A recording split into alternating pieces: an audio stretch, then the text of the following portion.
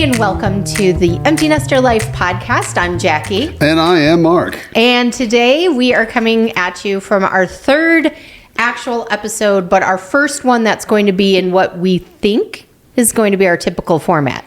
We shall see. We shall see. Everything morphs, like we said in our last episode.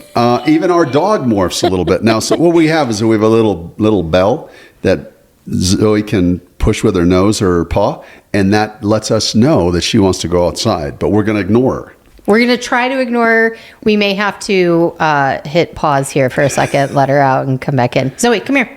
Come on. Anyway. So, well, here's our format, is that we do an intro and tell you a brief mention of the episode. Okay. And we're back from that commercial break. We are back. Just a small little respite. Yes. So what's been going on around here before we're going to get into the whole health journey that I've been on, and hopefully it'll be helpful for you. What's been going on around here? So around here, you know, it's funny because we've got this little format. We're supposed to be talking about some lighthearted stuff. Doesn't feel very lighthearted around the Tate household these days. Not right now. Jackie's mom is terminal, and there's no other way to say that. The sweetest, greatest mother-in-law you could ever want. Great Bible teacher, unbelievable lady, super sweet, super smart, definitely irreplaceable, but she's in her last days. Yeah. And so it's hard to be lighthearted, though, you know, we know that life goes on and all that kind of stuff. We are, you know, already in the process of grieving her, you know? That's very well said, and thank you, because I'm not sure I could have said that without crying. Yeah. So, well, you're very close with mom. So I am very close to my mom, and she's a great lady. So she's going to be missed. Yep. You know, anything lighthearted. Well, as you saw, our dog is the one who provides a little bit of that relief, and we have actually turned her. She is now officially a support dog. We've had her with us for quite a few of our outings with my mom, and she actually, well, she's a little amazing. So we'll just leave it at that. She's very comforting, I will tell you that. She is, but she lightens the room.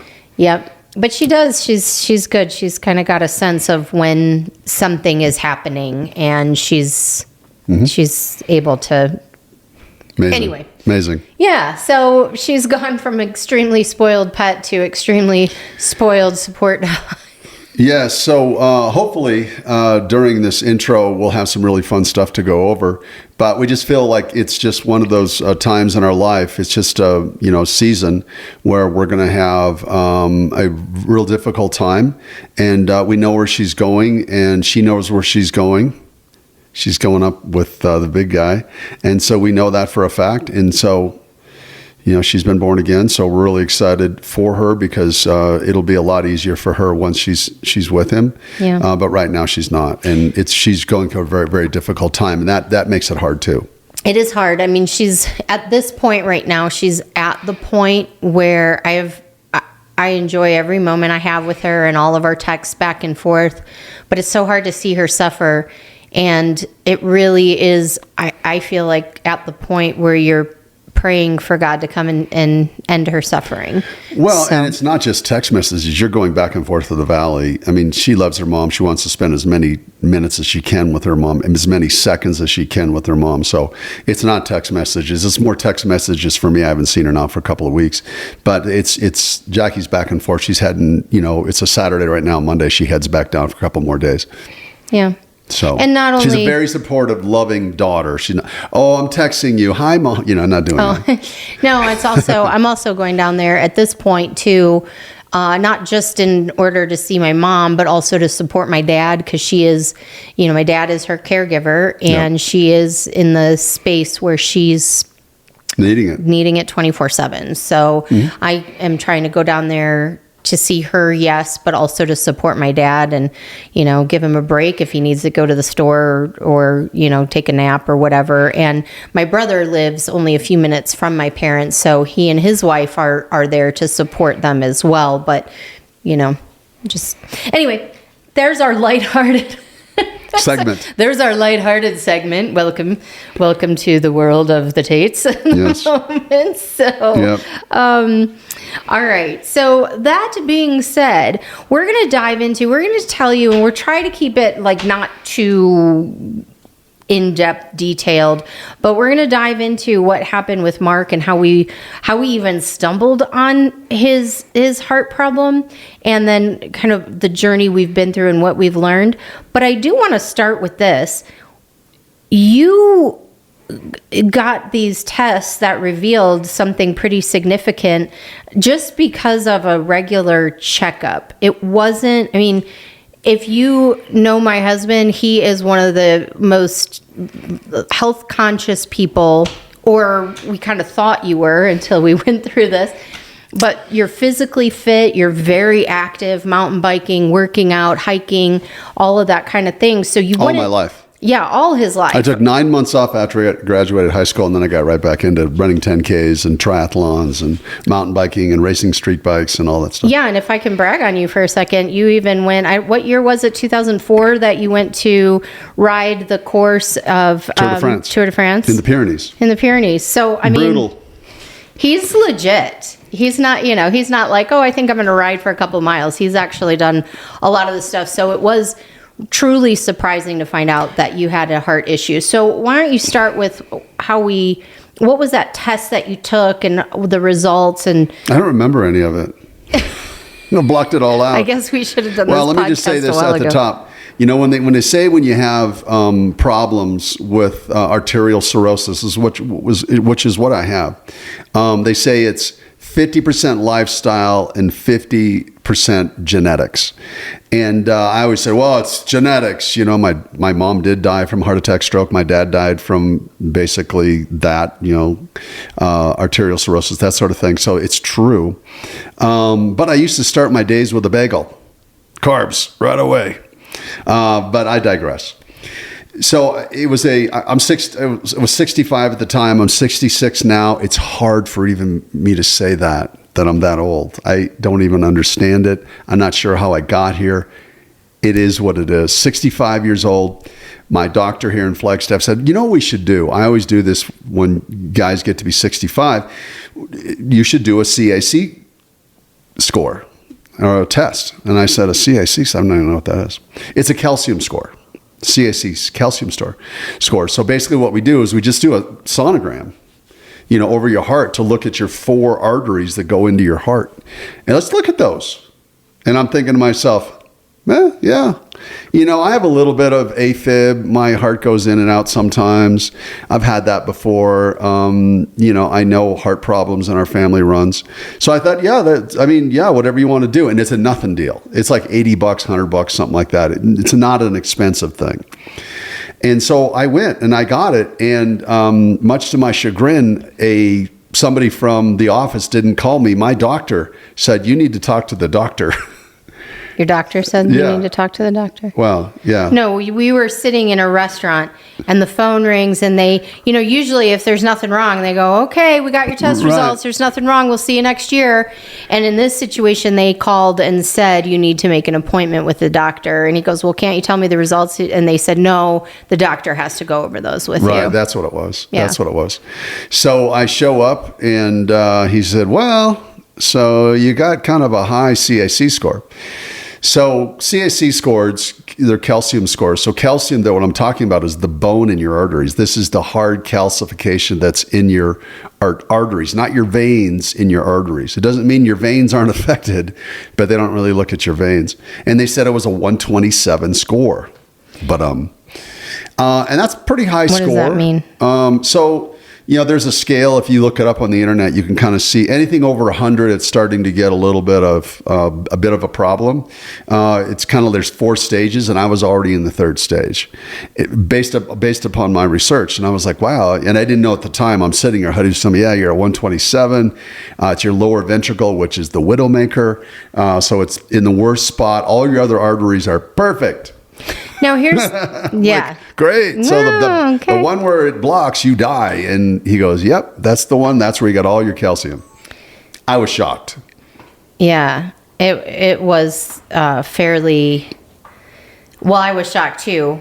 And then what happened from there is that we found out that, I just want to say this, is that test led to getting more tests, which led to getting more tests, which led to getting more tests.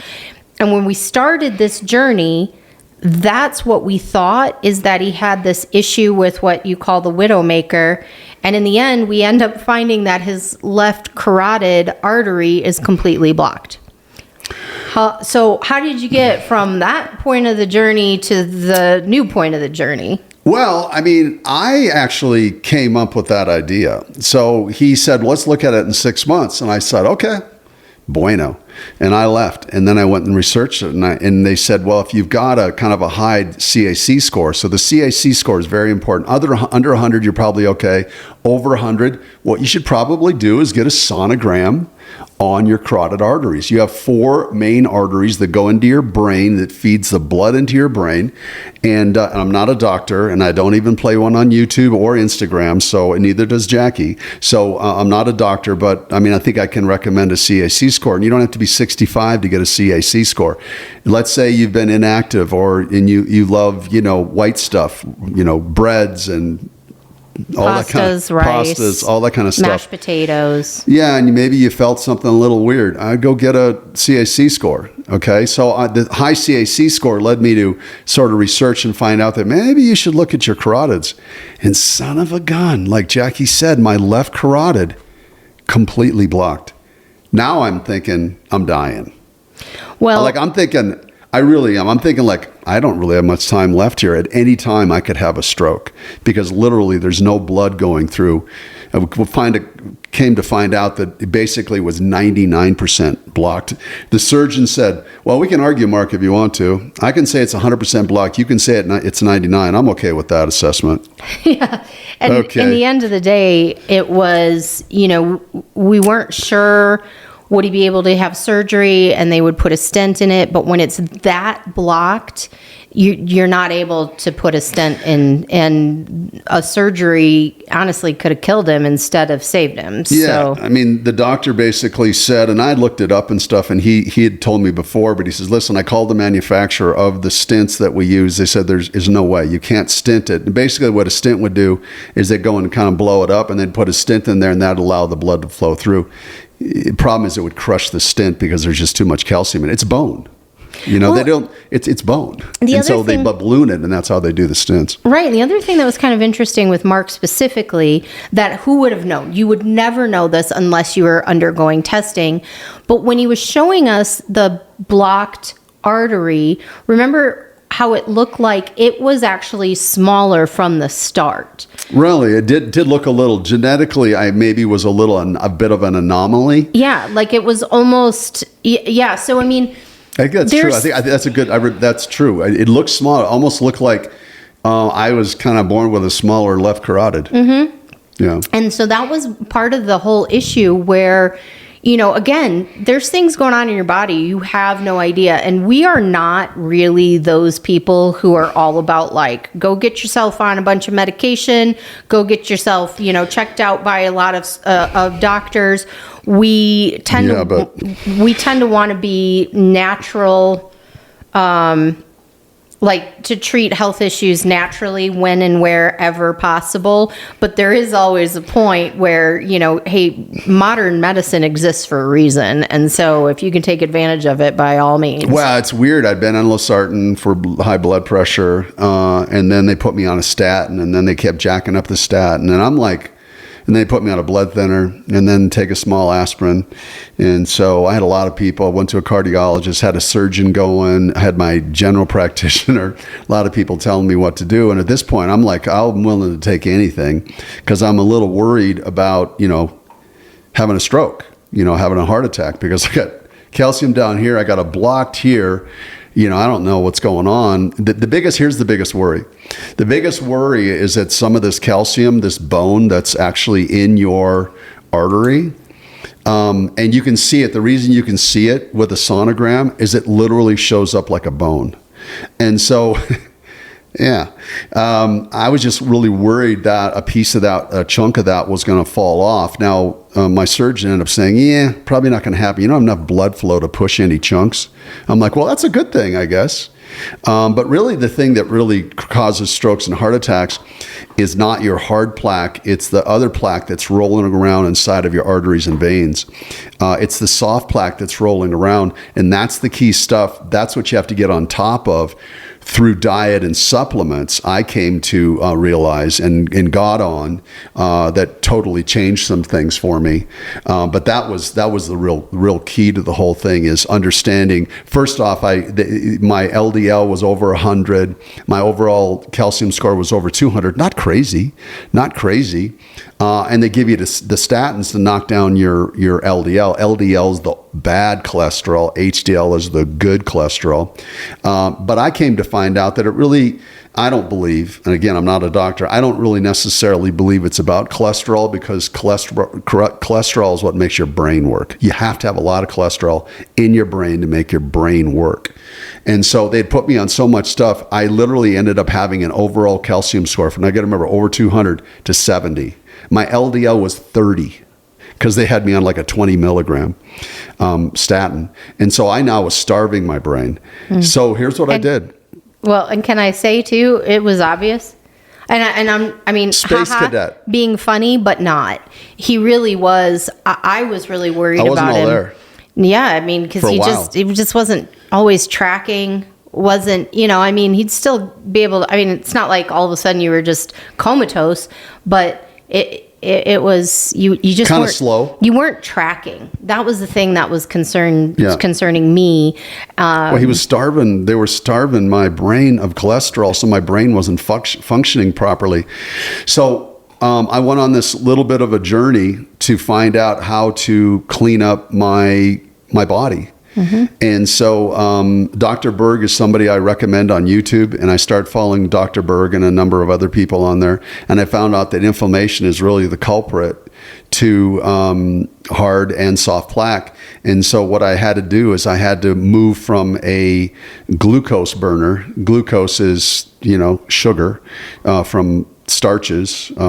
Anything white necessary is bad. Sugar is bad. Alcohol, I hate to tell you, it's bad because it turns into sugar. And so I said, okay. So the first thing I did, literally out of the box, I did a 3-day water-only fast. And I do have a video of it. Maybe we'll pop it up. I sit in my garage and I talk about it for 12 minutes, what it was like to do 3 days of water only. And then I've done a couple of, this over the last year, I've done a couple of 24 hours fasts. And then I completely, for probably 6 or 8 months now, my diet hasn't been that great now in the last 3 or 4 months because we had some good news. And so I started getting the good news and I started slacking off a little bit. But what it does something that's creates an environment inside your body that now is burning ketones. It's called autophagy. And what that basically does is you have a lot of bad cells inside of your arteries and your veins, and you're trying to clean that up. And autophagy is that kind of scrubbing process, and all those white blood cells that are bad, that are rolling around, that create clots, it gets burned up. And it literally starts burning off with proper supplements, starts burning off your calcium, the bone. Literally, it starts with K2 and that sort of stuff starts returning the calcium back into your bones. It literally starts pulling it out of your arteries. And I know this sounds like magic, but I'm going to talk about later on in this journey about how that actually happened to me. Well, and I want to say this. I want to hit pause on your message really quick just to say, again, this is what we've learned based on a lot of research and actually living it. So this is his experience, our experience, but we have no idea if that's going to be your experience. Like, we don't know. We're not, again, one more time for the cheap seats in the back, we're not doctors. So we are in our show notes on, if you're listening to the podcast, or underneath in the description below if you're watching on YouTube, we're going to link a lot of the different channels and videos and things like that. Like, I really feel like we could do some supplements and stuff. We could put some of the supplements I went on and why I went on them. Yes.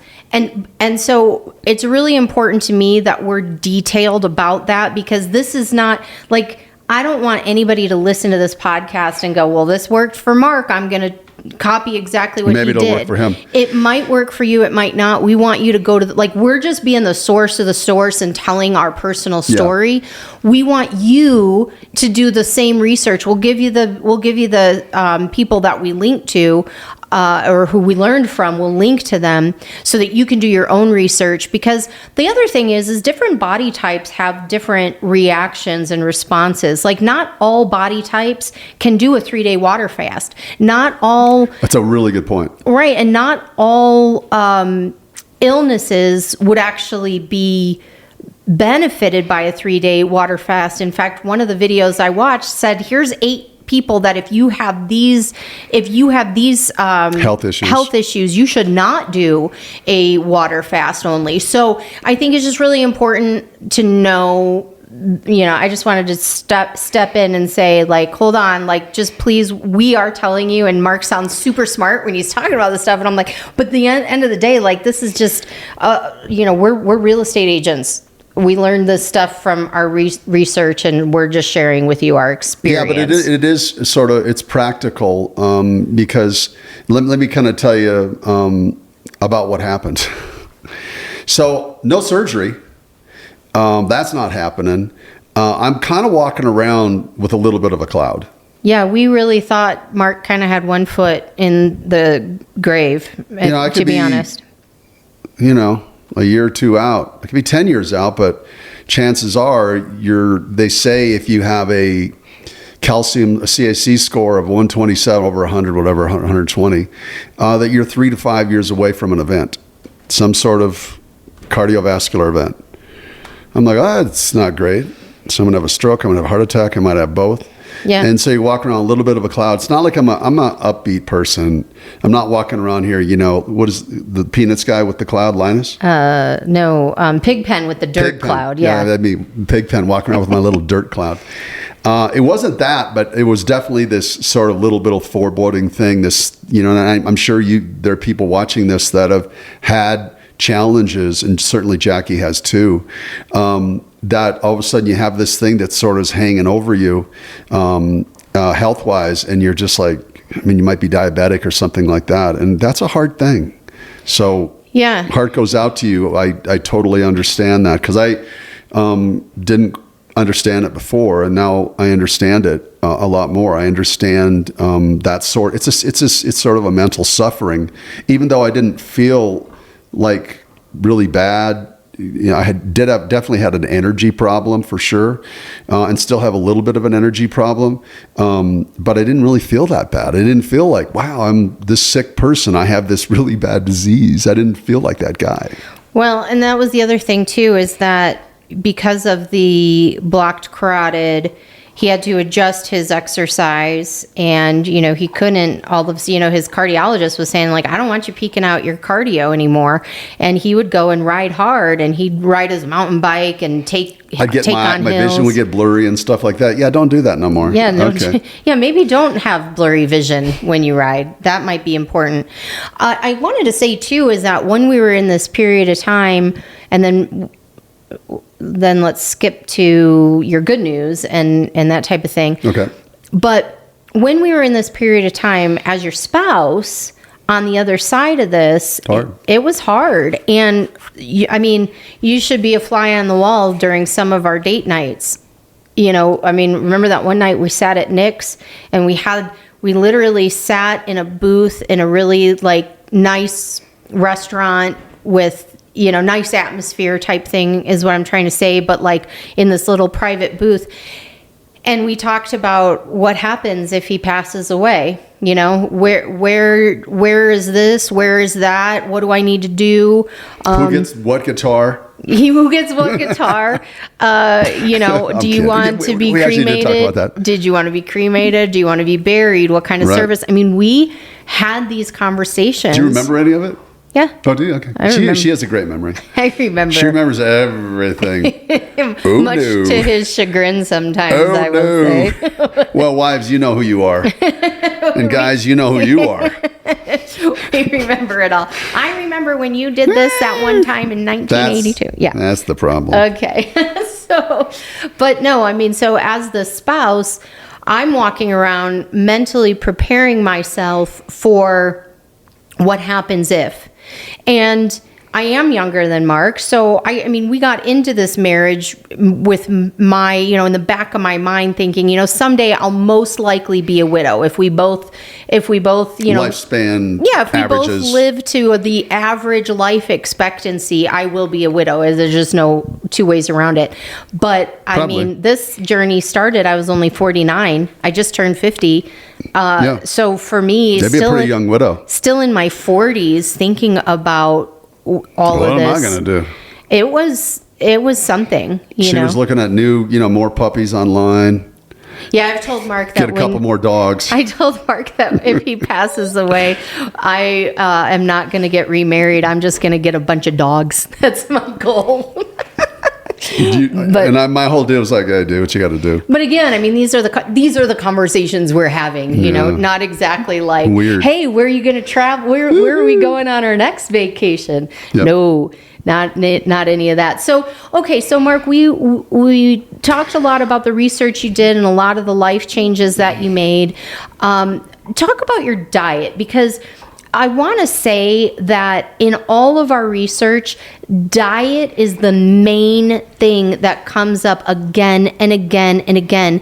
And I think that especially as Americans, we don't think that much about the effect our diet has on us.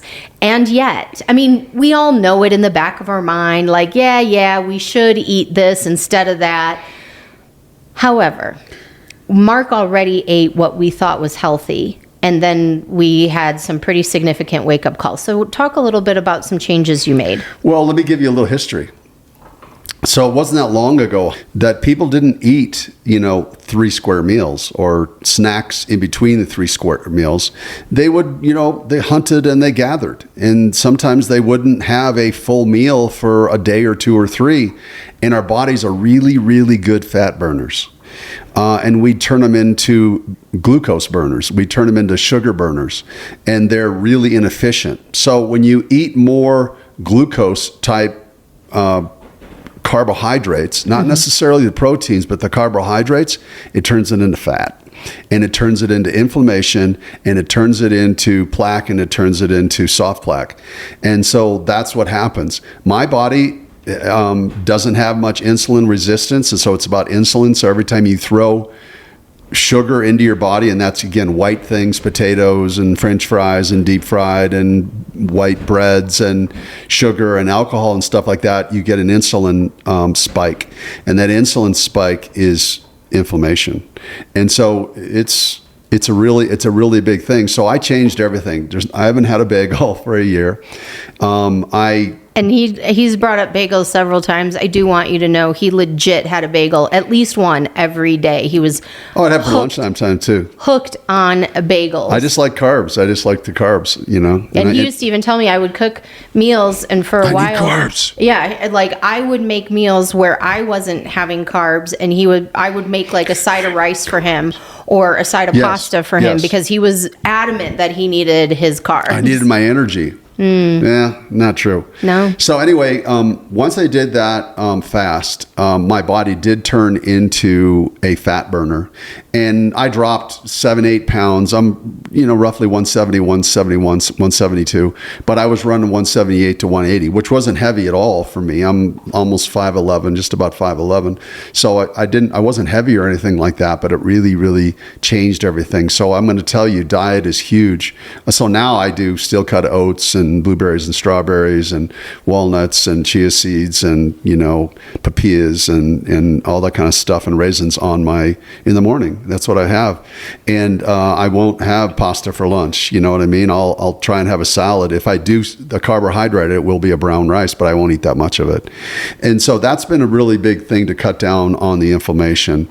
And I didn't know if any of this was working whatsoever. Well, apparently though, it really has worked. Now, again, taking a lot of supplements too that really help with inflammation and work with this whole idea of burning off some of this plaque. Right. Well, before I know where you're going, hold that thought for just a second, because I really want to stay here for a second on diet. One of the things that Mark said, and I just really want to key in, is the importance of an anti-inflammatory diet. So we're going to find, I'm going to post a link to where you can find a really easy guideline for doing an anti-inflammatory diet. Inflammation is everything. It is. And some of the things that cause inflammation, again, not a doctor, look at the links below, but these are just things that we've learned over time. Like Mark said, all of these like high glucose type foods, carbohydrates are definitely something that leads to inflammation. Sugar leads to inflammation. But the other thing is processed foods. So really be cognizant. One of the things that I have learned is the fewer ingredients that are on the packaging, the better it probably is for you. Now, that's not 100% because you can have 3 really bad ingredients or something. But really, when you pick up something and you go, "Oh, this is going to be healthy. Look, it's a frozen fruit mix," and then you see 12 lines. All of these things that you can't, monodextrous, this and chemicals all too. of these things. That's why natural's better too. Yes. So try to keep your diet away from highly processed foods. Fast food, no bueno. The other thing French is fries, forget about it. Seed oils. Seed oils are awful for you. So really start to be cognizant about seed oils, about sugars, about processing. And if you see an ingredient list that you can't pronounce half the words in there, like, don't eat that. That just, nope, stay away from that. Well, and you've heard this stuff before. So this might just be, a refresher course. You may have heard all this before because we've all heard about the chemicals, and that's why the government now is going after some of that stuff, maybe to get some of that red dye out of our food and that sort of thing. They don't even allow it in Europe. So hopefully, just the food sources now that are being supplied here in America specifically is going to get cleaned up. Well, hopefully, but she's right. Those are all really, really super great tips. So, and here's why I really wanted to point that out before we tell them what's next, because the point I want to make here is that Mark changed his diet. I mean, it wasn't like, oh, we got to really work on it, and then he'd like go 3-4 days and not eat anything and then just gorge out on mashed potatoes. Mark, I will give him so much credit because when he sets his mind to something, he does it. And so he really flipped his diet. I changed in our cooking. No, she did a good job too. Yeah, because I always say to her, Jackie, what is this? What is this here? That's quinoa. Okay. Yeah, quinoa's okay. We've switched from like the white rice and the mashed potatoes to grains like farro and quinoa. And if we had to have potatoes, they're sweet potatoes because those are lower on the glycemic scale. Things like that. But I wouldn't eat a lot of those.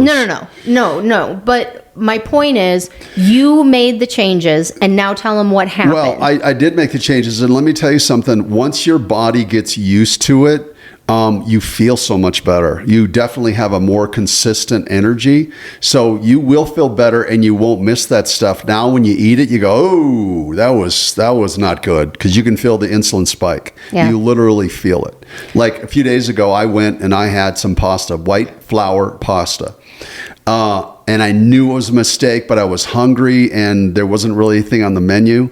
There probably was, but whatever. And I ate it and I just There's always something. I'm going to have to reset now. I'm going to have to get super strict on myself. And I have. Well, that's good, because now everybody knows, like, yes, he is very dedicated and disciplined, but he's certainly not perfect, as shown by that story. But I'm at 95%. Okay, so now, Okay. Enough. Enough waiting. So, you go in for these checkups. And so I went in for another sonogram, and that was really, really cool. Wait, because of your blocked carotid, he now has to go for a sonogram every 6 months to make sure all the other carotids are the right side. Well, there's only one other carotid, the right side. Now they're just watching the right side because my surgeon goes, forget about the left side. It's done. It's over. We're not going to talk about it. Okay. Yeah. But we're going to watch this right side. Okay, let's do that. So I go in there, and I'm sitting with this guy who's a sonogramist. I'm not sure what that is. Anyway, does sonograms, and his name's Harvey. And I call him Harvey because that's his name. But that's a joke. Anyway, okay, so I'm sorry. He said every time he tells the story, he tells that joke, and I'm sitting here going, in my head, I'm going, don't tell the Harvey joke. Don't tell. But if you found it funny, please tell us, because maybe I'll just lay off on the Harvey joke. But if you didn't find it funny, because that's his name. Anyway, sweetheart guy, and he goes. And he must have been trying to figure out like why I didn't have a stroke or I wasn't dead. He said, because your carotid's gone and blah, blah, blah. And he goes, you know what's really interesting about you? And he's doing the sonogram. He doesn't say anything for about half of it. He does one side, starts the other side. And he goes, what's really interesting about you, you have something that's very rare. And I said, oh, here we go again. You're thinking bad news, not good. Here we go again. You have a complete circle of Willis. And I said, what? He goes, let me see. Let me show you. So he turns the thing. Now, you cannot see a circle of Willis in a sonogram. You have to have a CT scan. And again, I went through all that whole where they put the dye in you and, you know, that all that You've CT. had all the tests. I had all the tests. Mm-hmm. Yeah, I had all angiograms, all that stuff. And so had all that. So once you get into it and you're kind of in a serious situation, you're going to have all the tests. Not fun. Don't like any of that stuff. You sit in the machine and king, king, king, king. Anyway, so did all that stuff. But he says, you have something that's very unique. You have a complete circle of Willis. He goes, and what's a circle of Willis, Mark? So basically, let's just call it a blood cul-de-sac in the base of your brain. And it's basically what distributes the blood from your arteries, including your carotids, up into your brain. It's pretty important. It's the place where, you know, everything gets connected. He says most people don't have a complete circle of Willis, but you know what? You do. So this means a complete circle of Willis means that your blood will flow in this, even if you have a blockage, in this circle. And so even if you have a blockage, it just reroutes and finds another way to go. Most of us don't have that. So there's a break somewhere. So instead of just going in a complete circle all the time, it kind of goes this way, comes back around this way, and then circles back around. And so because of that, he says, you're just not going to have a problem. He said, here's what you're not going to do. Die from this. I go, you're kidding me. He goes, you're not dying from this. He said, this is basically redistributed your blood. He said, it's kind of rare. And I ended up looking it up, and it's like 10 to 25% of all human beings. It's a genetic thing. It's not something that I did. It's something that God did, you know, when he formed me, and he gave me a complete circle of Willis. And bottom line is that he says, yeah, you're fine. You're not dying from this. You got something rare. 10 to 20% of all humanity has this, and you happen to have it. And I was like, Harvey, I literally said this to him. You have no idea what you just said to me. I said, I've been walking around with a cloud. He goes, no, you're not dying from this. Okay. Wow. Which that in and of itself is a miracle.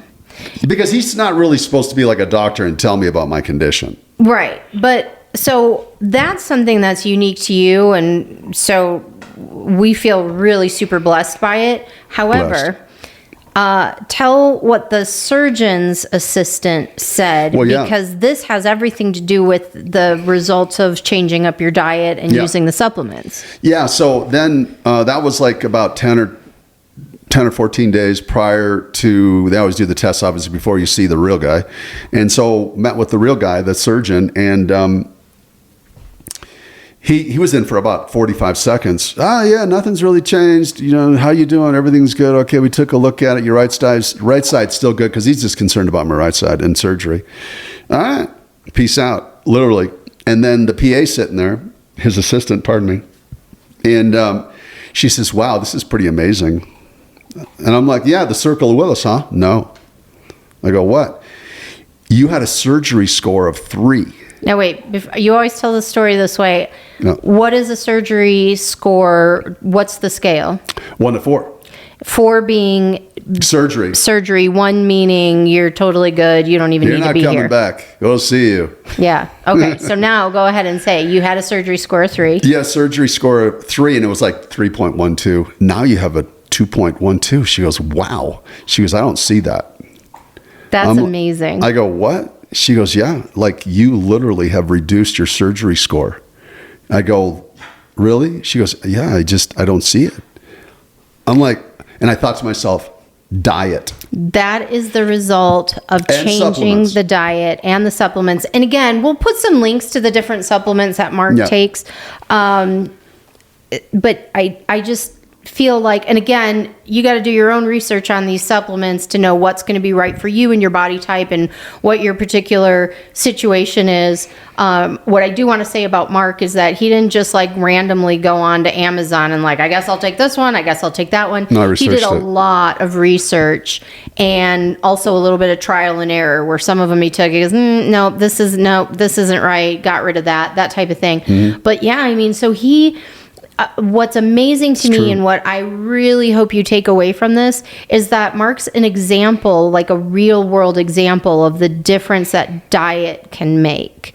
And I think we hear it all the time. Like Mark said, we're not telling you anything revolutionary when we talk about fixing your diet and not eating processed foods or a lot of sugar.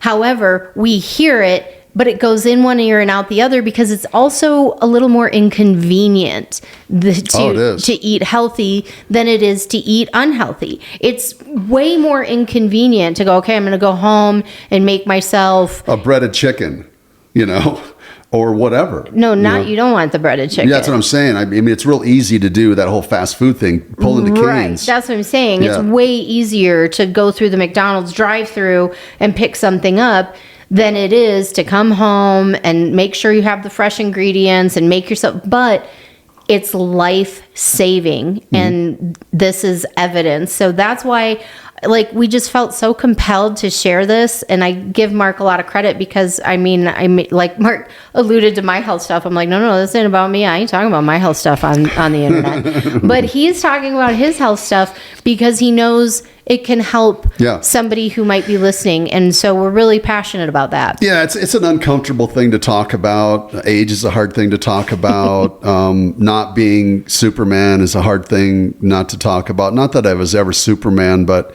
definitely one of the fitter people that I knew. Literally, I have quite a few friends, and, one of the fittest guys and, healthy guys. And I was suddenly not the healthy guy. Well, yeah, I wasn't the healthy guy anymore. And his friends were all like, when he would tell them what was going on, they went out and had CSC scores done. So Mark's been, and I actually have some friends too who have gone out and gotten scans and tests and things because we hear your story and nobody can believe that he was that guy. Can I take the temperature down a little bit though? Sure. So I'm going to take the temperature down a little bit on these CAC scores. Almost everybody's going to have some plaque. So I don't want you to go and get a CAC score and go, oh, I have plaque. You're going to accumulate plaque all your life, basically. Now, this is stuff that I've researched and read. Now, maybe this is a fallacy. Maybe it's like, if we have really clean diets and we don't have inflammation, I don't know how you have never any inflammation. But I feel like, plaque is probably a fact of life to a certain extent, but it doesn't have to be the thing that kind of takes you out, because heart attacks are so prevalent, strokes are so prevalent, and the biggest problem is from diet. It's our arteries get plugged up, and they don't get plugged up by not eating anything. They don't. They get plugged up through food choices. None of my doctors mentioned diet to me. I saw 3 of them. Yep. None of them mentioned diet. Mark, it's inflammation. You've got to cut down. You've got to change how you got to get these carbohydrates out of your body. They never mentioned that. None of them. So what they did is they went directly to pharmaceuticals. And I'm not saying pharmaceuticals don't help people. I'm not saying that at all. I'm just saying there is alternative medicines. And I think that alternative medicine is through supplements, natural supplements, and diet. Yes, that's boom. Chocolate. Let's do the fist on that one. That's a good baby. Okay, so let's give a little wrap up here. Here's what I wanted to, I was taking notes while you were talking, and here are some bullet points that if you can use these as takeaways from today's episode would be great. Number 1, get tests done. You may not know what's going on, but let's face it, these bodies are not meant to last forever. They're going to wear out, but you know what? There is medical modern medicine is great in a lot of ways, and testing to tell you what you need to be focused on is one of the ways. And while you're here, be as healthy as you can be. Absolutely. So the next thing actually goes to what we just said. Follow your doctor recommendations, but not blindly. So I like what you were just saying right now is that, like, yes, listen to your doctors, but don't only listen to your doctors, because as he said, none of them talked to him about diet. None of them talked to him about supplements, natural supplements. In fact, one of them said he was talking about doing these supplements, and the whole regimen was going to cost, a couple $1,000s or whatever. I did IVs. Yeah, this IV regimen, which we don't know if it helped or didn't help. Called you Plaxil. Tried it. Called Plaxil. Yeah, so we're not necessarily recommending or not recommending whatever. Do your research. But the one doctor said, you'd be better to take that $2,000 and give it to a charity than you would be to do that. So and I thought to myself, I'm still doing it. Yeah, still doing it. So that's the point, is that especially in America with Western medicine, they're very focused on the chemical, the chemistry, the pharmaceutical, the surgery, that type of a thing. And they really don't integrate that holistic body system that your diet creates. So, and I'm so much a bigger believer in that now than I ever was. Yeah, absolutely. So follow your doctor recommendations, but not blindly. Next point is do your research. Do your research. Mark did extensive research for his specific problem and for his specific things that he has, his body type, his age, his all his exercise level, all of those things. Good stuff. And then in doing the research, he didn't just listen to one resource. He cross-referenced resources, and I think that's really important. You mentioned Dr. Berg. But there was a number of people, especially when I got into do the intermittent fasting, I watched quite a few people on it, did a lot of research on it before I ever did it. Yep. So all of those things to be said is that we wanted to tell this story because we know that as we age, it's a fact of life. You're going to have some health stuff coming at you. And if you're listening to a podcast called The Empty Nester Life, you're probably on the back half of your lifespan. And so these are things that are going to be pertinent to you. And if you're young, watch your diet, because what you eat today is going to matter tomorrow. That's true too. That is true too. So, hey, thanks for joining us for this. This was kind of our real talk, our first real episode in terms of the topic and format and all of that good stuff. So what we do want to incorporate in the future is we want to take any questions or comments that you might have on this episode and talk about them in the next episode. So if you have a comment or a question, please put it down there. We're going to address it in our next episode, and we'll have a little segment for that. And other than that, I think for now, we'll go ahead and wrap this puppy up. Yeah, thank you so much for watching the Empty Nester Life podcast. This is episode 3. Stick with us. Hopefully there'll be a lot of content here that you're going to really enjoy. But I'm Mark. And I'm Jackie. Peace out. We're not going to hear anything from her. Yeah. No. So we're going to give her this little bony. Yeah, the little bone right there. And we won't hear anything from her for a couple hours. I'm going to take maybe the rest of the night she'll be chewing on that bone. I'll take her on her bed. Here you go. Oh, there's your bony. And she'll just sit over on that bed now, and she will chew on that bone. Well, she's a dog. She loves bones. She should chew on the bone.